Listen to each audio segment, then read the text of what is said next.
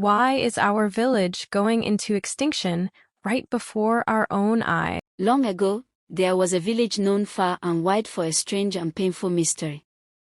In that village, every woman could give birth only once. After her first child was born, her womb would close forever. Everyone knew this, near and far.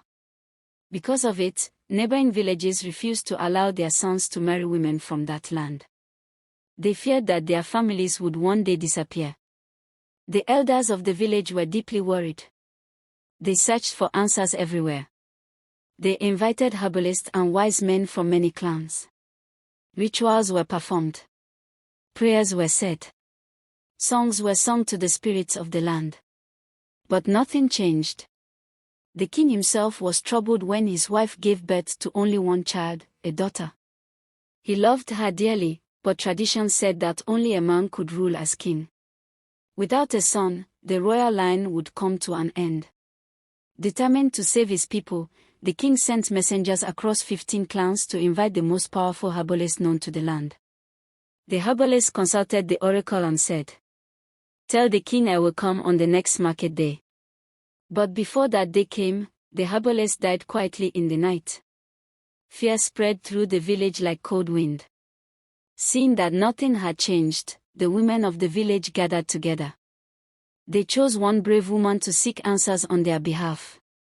Even women who had lost their only child were unable to have another, and their hearts were heavy with pain.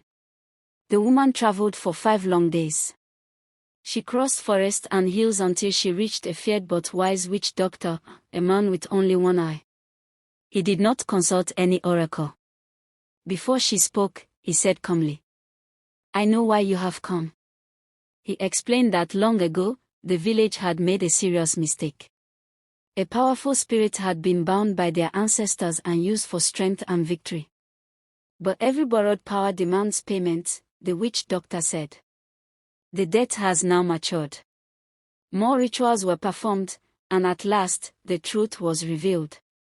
The curse did not begin in their time. It began generations earlier. The first king of the village had asked a forbidden spirit for power to rule and conquer. In return, he offered something precious, something not yet born. The spirit took the future wombs of the women as payment. The witch doctor then gave the final message. The curse can only end if the king's family releases the throne.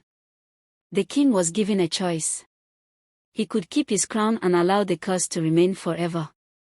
Or he could end his family's rule and free the village. For 3 days, the king did not eat or speak. He sat alone, thinking of the future. On the 4th day, he stood before the people and gently removed his crown. "I will not allow children yet unborn to suffer for the mistakes of my fathers," he said.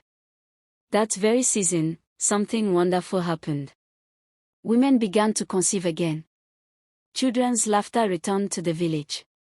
Homes were filled with joy. But the village had no king. Instead, elders ruled together in wisdom and peace. Till today, when children ask why there is no throne in that land, the elders smile and say, "Power taken in darkness always returns with sorrow." And the debts of fathers are often paid by their children. That was how joy of motherhood returned.